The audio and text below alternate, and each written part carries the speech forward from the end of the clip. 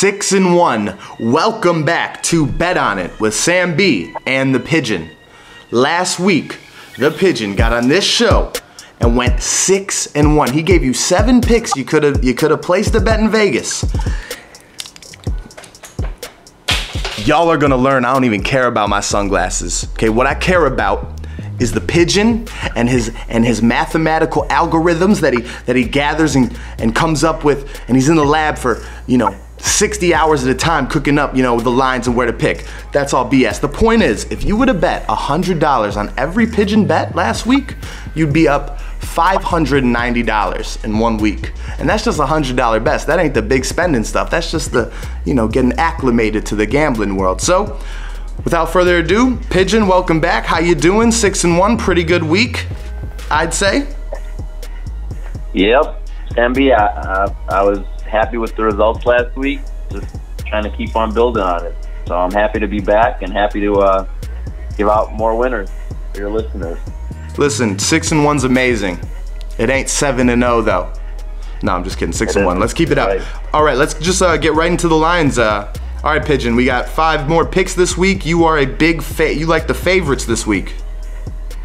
Yeah, it's unlike me. Last week I liked getting a lot of points in certain games, but this week there just weren't any underdogs that I really liked. So I stuck to 5 favorites, which hurts me. It hurts me to see 5 favorites because I really like to diversify my picks. But these are the 5 lines I like. So hey man, can't go against the gut. Yeah, that's what the gut was telling me. First game, we got the Ravens at home against the Denver Broncos. Ravens laying 5 points at home.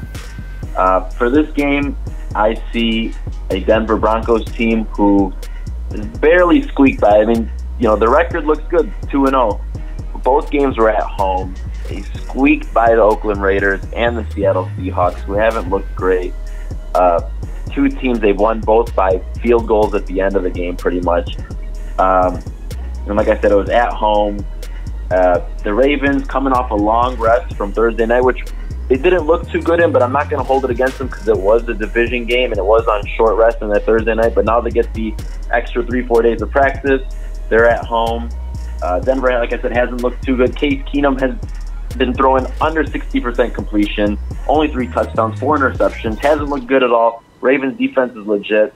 I think that they win this game by a touchdown plus. Ravens -5. Can't argue with that logic. That they should not have beat Oakland last week. That was garbage. All right, let's go on to the next one. So the first one is Ravens -5. Yes. Second game, we got the Texans laying 6 points at home versus the Giants. So for the listeners coming back, they know last week I took the Giants getting 3 points at the Dallas Cowboys, and they disappointed me big time. They could barely score at the end. They got some easy points at the end because the Dallas defense kind of laid off them. But the Giants O-line is very beat up. Last week they lost their starting center, Jalapio, for the rest of the year. For the Texans, they've only had 2 road games, so that 0-2 start doesn't look as bad as the Giants' 0-2 start. The Texans lost at the Patriots and at Tennessee. The Texans got Jadeveon Clowney back, one of their best pass rushers, so that's going to wreak more hell for the Giants' beat-up O-line.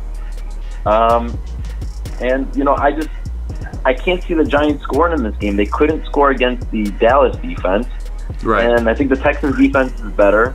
And I think the Texans' offense is better than the Dallas offense. And the Texans also have the advantage because the Giants are going to be missing Eli Apple this week and Olivier Vernon, their number 2 cornerback and their number 1 pass rusher. So Texans -6.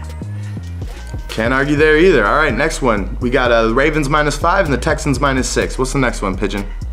Next one, we got the Panthers at home against the Cincinnati Bengals, laying 2.5 points.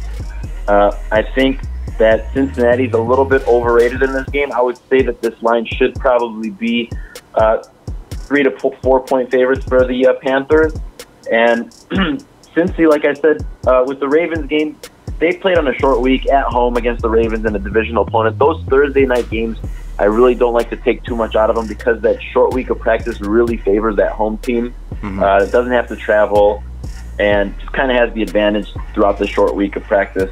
So Cincy did whoop the Ravens last Thursday night, but they also struggled against the Colts. And the Panthers, I think, beating the Cowboys and also competing with the Falcons last week, I think the Falcons are the better team here. And so I'm going to lay the 2.5 points and take the Panthers by a field goal plus in this game. I love that. I thought it was 3, and 2.5 is just so much better. I love that. Yeah, there's been I think public money coming in on Cincy. I think that's why Cincy's a little overrated. Got it. No, I love that one. Good segue into something I never love is betting on Miami, but you hit last week. Explain why you got Miami -3 this week. Well, Miami didn't look good last week. They went to the Jets and beat them. Not that the Jets are a great team, but for this week, they're only laying 3 points at home against the Raiders. The Raiders haven't looked too good. They got blown out by the Rams, and then they lost to the Denver Broncos, who I'm also betting against this week. So, also, this is a West Coast, East Coast kind of game. Raiders are going to be traveling about the farthest distance you could possibly travel for an NFL game, and this is a noon start time, which is going to be 10 o'clock local time for the Raiders. So I think they're going to start off slow, and I think Miami's going to jump on them early. Tannehill's been looking solid, 400 yards about in the 2 starts, 4 touchdowns, 2 TDs, 105 passer rating. Raiders defense is lacking a pass rush, which is, what Gruden's getting crucified for trading Mack, and now they don't have one, and they have average at best corner. So I think Miami is the better team here, and the line says that they're even team, so I'll take Miami -3. All right. I can't argue. The Raiders are just too putrid for me to even try to defend. So just a little recap. We got Ravens -5, Texans -6, Panthers -3, Miami -3, and what's the last one of the week? Last one of the week, we're going to be going to, I believe it is the afternoon cap. I think the first 4 games were noontime. This is the afternoon cap. Seattle -1.5 at home against the Dallas Cowboys. So I think Seattle's being underrated here. I mean, they lost at Denver, which is, a hard place to play week 1 with the whole altitude thing, I feel like. And they lost at the Bears, who we know has a really good defense and a competent offense so far. Seattle, those are 2 tough games for them, and they're going to be their first game back home, and they're only laying 1.5 points, which is saying that the Cowboys are 1.5 points better than them. I just don't see it. The Cowboys offense has struggled, even though they beat the Giants last week. Dak had 160 yards throwing last week, and 70 of those yards came in the second play of the game on a bomb to Tavon Austin. So Dak's struggling to throw the ball. Seattle's getting Bobby Wagner back. Home opener, Seattle has one of the best home field advantages, around 3.5 to 4 points. So I think this line should at least be Seattle 3-point favorite, and I'm getting a 1.5 point cushion here, so I'm taking Seattle -1.5. There you go. What more logic do you need?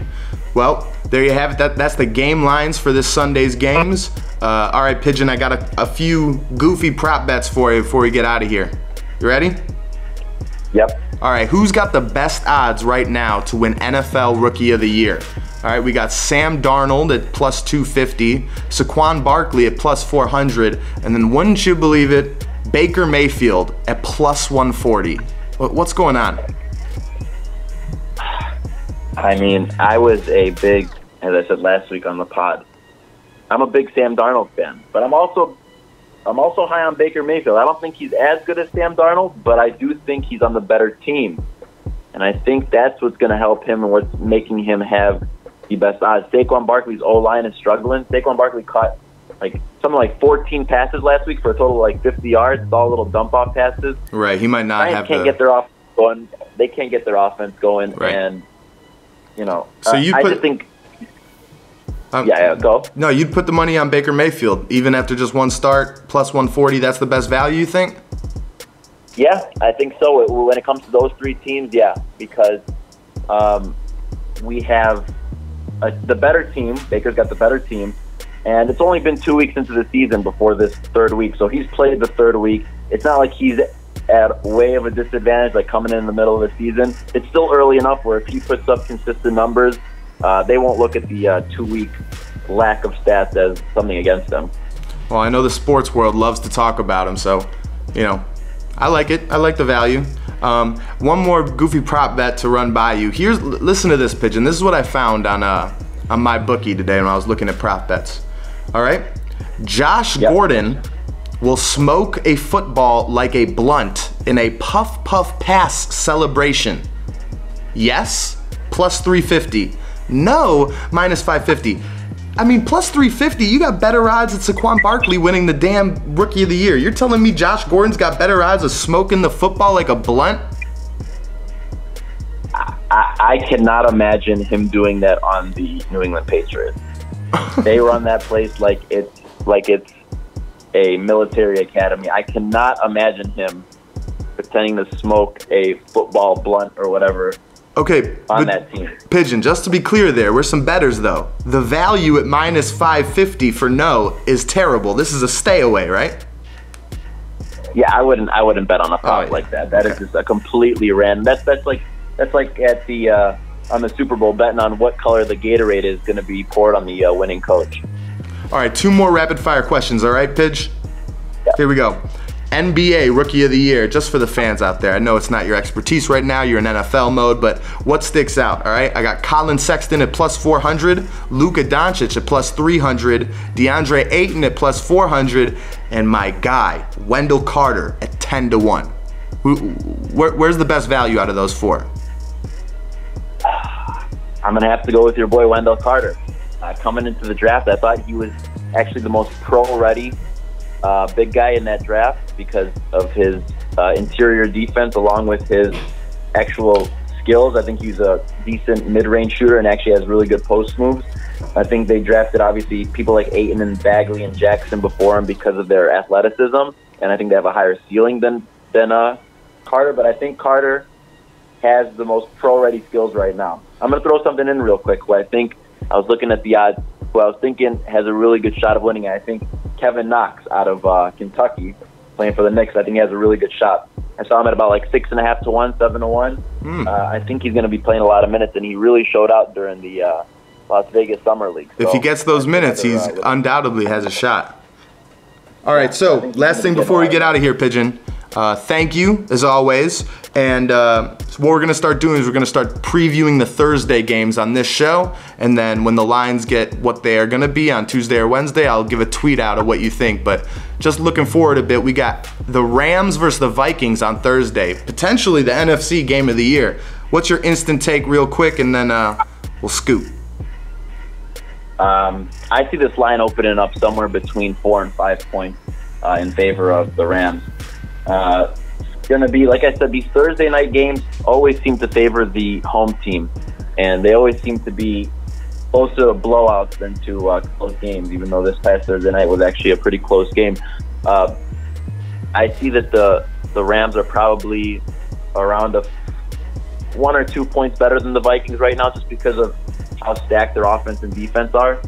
So I see that line opening at around, maybe just meet me in the middle. I'll say 4.5 for the Rams. I like it, and I'll tweet out on Wednesday what your pick is when the line is out and official. But until then, thank you very much, Pigeon. Remember, you put just $100 on every bet the Pigeon says, you'd be up $590 by now.